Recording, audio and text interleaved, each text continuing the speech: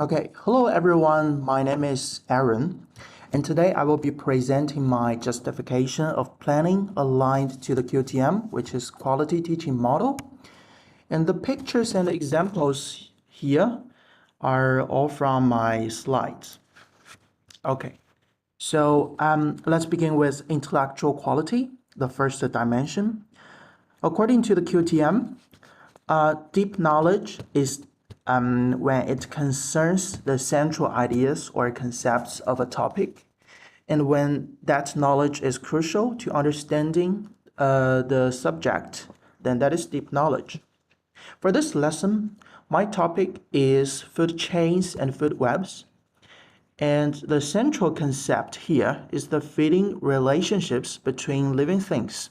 So before introducing formal scientific terms, students really need to recall and connect what they already know about how animals, plants, and microorganisms depend on each other. And this focus directly targets the deepest level of understanding in this topic. So my first strategy is inquiry-based learning. The activity is mind map. So as Killen and O2O explain, inquiry learning involves providing activities that provoke thinking and questioning. It gives students the opportunity to gather and analyze evidence so that they construct knowledge rather than simply receive it. And in my lesson, this is shown through this activity. Apart from giving essential instructions and answering students' questions when needed, the teacher mainly allows students to engage in self-directed exploration, and students rely on their prior knowledge and also use resources such as the internet to collect new information. And through this process, they begin to see how different species interact. For example, who eats whom, which are the core ideas of food chains and food webs. This approach is very suitable for middle years learners because it gives them autonomy and a sense of curiosity.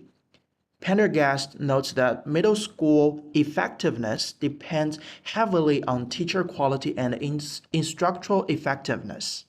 By designing open tasks with clear purposes, I ensure students are guided but still have freedom to think and explore. So, as you can see, the lesson slide at this stage shows the teacher's question prompts. And actually, it's an example that helps students start their exploration. And students then work in groups, discuss their findings, and draw connections. This strategy allows them to touch the essence of the topic through experience rather than memorization. Yeah. Now, the second strategy under deep knowledge is formative assessment. It's specifically through the exit ticket at the end of the lesson. In this task, students summarize 3 who eats who relationships they heard during class. Specifically, the 3 that they are unfamiliar before this lesson. And that was mentioned by classmates or the teacher. And before we formally introduce the scientific terms food chain and food web, this small reflection checks their understanding and encourages them to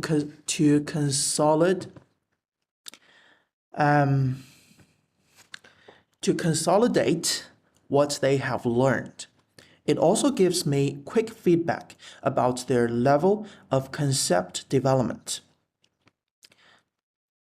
So researchers like Boscardian, these people state that assessment for learning helps students clarify and understand learning intentions and success criteria, and also activates learners as resources for each other. They can learn from each other. And in my case, The exit ticket provides evidence of their thinking, which I can later use to plan the next lesson.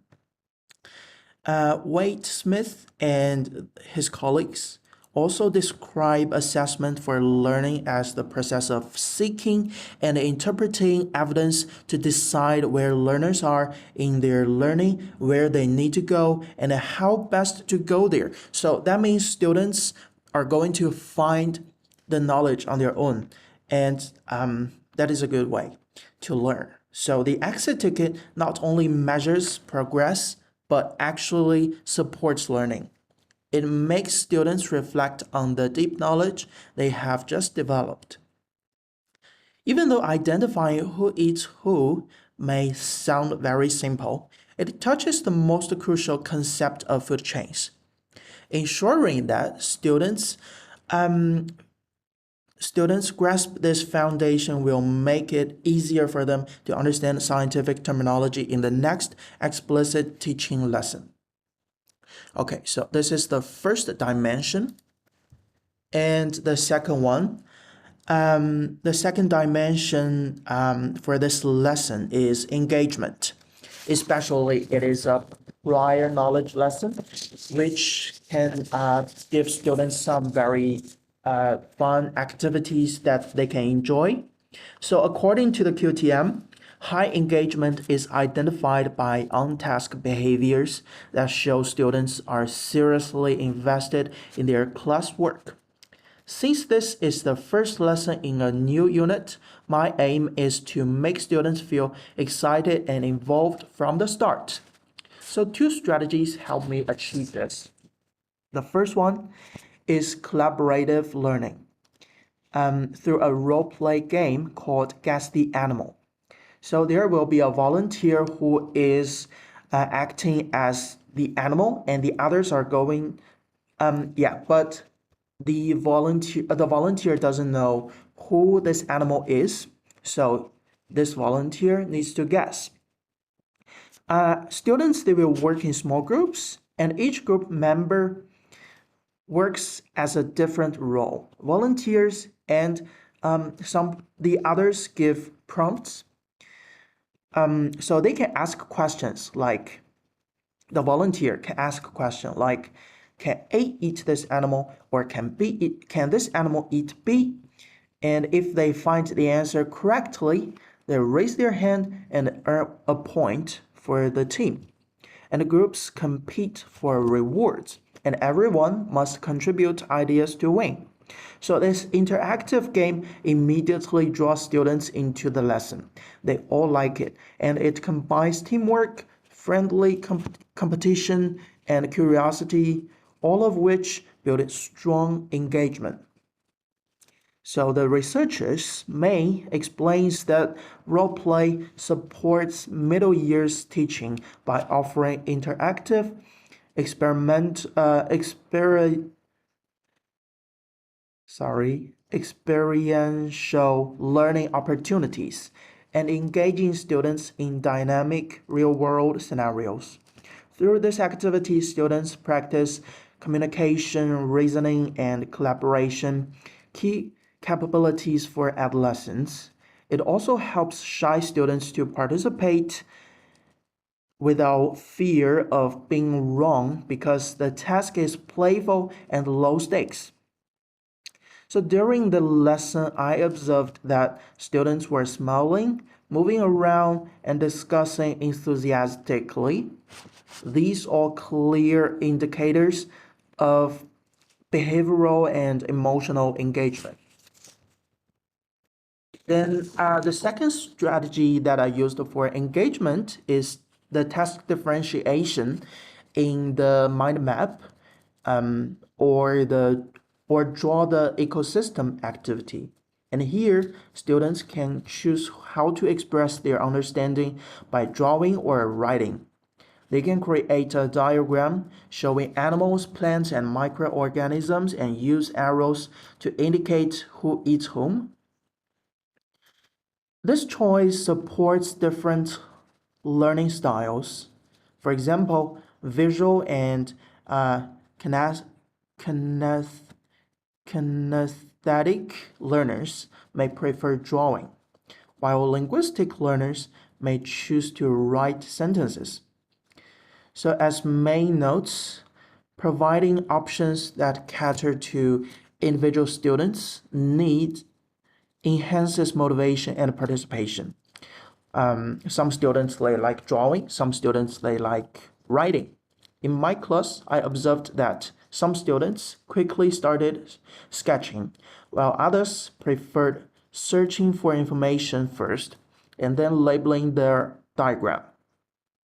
That allowing these different pathways made everyone feel capable of success. And the mind map format also promotes what may calls visual and collaborative pedagogy, which is central to effective middle years education. Students learn by constructing and connecting ideas in a visual form, not just by listening to the teacher. Overall, both collaborative role play and task differentiation contributed to a safe and stimulating learning environment where students could stay on task, express themselves, and build confidence. Now, the last dimension, significance, I considered is connectedness, which, according to the QTM, is evident when learning has value and meaning beyond the classroom. In other words, students can see that what they learn matters in real life and helps them understand the world around them. The first connectedness strategy is the See, Think, Wonder routine. This is a worksheet. And it's also a common activity that was used in science classes to activate prior knowledge and curiosity. In this activity, each group receives one picture, for example, a platypus, or a mosquito, or a close packaged beef. In this activity, students need to answer 3 questions on their worksheet. So the first one, what do you see? Then what do you think is happening? And what do you wonder or want to know? Through this discussion, students connect what they observe in everyday life to the feeling relationships we talk about in class. So for instance, when seeing the packaged beef, they might wonder where it comes from or what the cow eats, linking daily experiences to ecological concepts. Pendergast and May explain that such activities foster authentic learning experiences that engage students in real-world problem solving and reflection. By analyzing familiar images, students recognize that science is not an isolated subject, but something they encounter daily in food, nature, and the environment. Okay, then the second strategy that I used is still in the mind map activity. I told students they can use Google to search for information. It is a evidence of using ICT technology. And students will use Google to research examples of food chain relationships. So during this process, they find real-world examples online. For example, marine food webs, desert ecosystems, or rainforest chains, while practicing how to search effectively and assess information sources. This strategy integrates digital literacy into science learning, which is essential for middle year students. Prestridge and Finger, they highlight that middle years learners increasingly use digital tools such as online videos, games, and simulations to support both formal and informal learning. And by guiding them to use technology for inquiry, teachers connect classroom learning to the connected digital world where students already live. Through this activity, students not only gain scientific knowledge, but also practice valuable life skills: how to research, evaluate, and communicate information online. They realize that learning can happen anytime and anywhere, not only between 8 and 3:30 at school. This directly supports the SACE capabilities and learner profile, which we just talked about in this morning's workshop, which emphasizes preparing students holistically for life beyond school, equipping them with skills, knowledge, and values to thrive in employment, personal life, and all their real world life.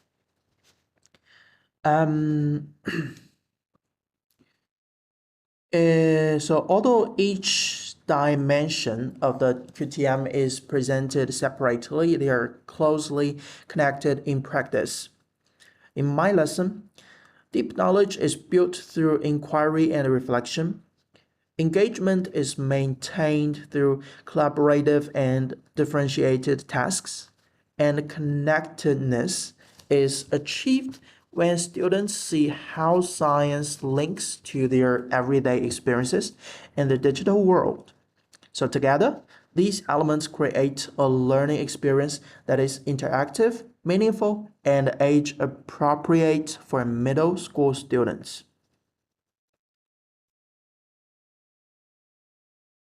Okay, and altogether, these strategies foster autonomy, curiosity, and meaningful understanding, helping students not only learn science but also practice capabilities like teamwork, communication, and critical thinking, which may contain some other QTM, which will be aligned to some other lessons of the same topic. Okay, so that's all for today. Thank you for listening. See ya.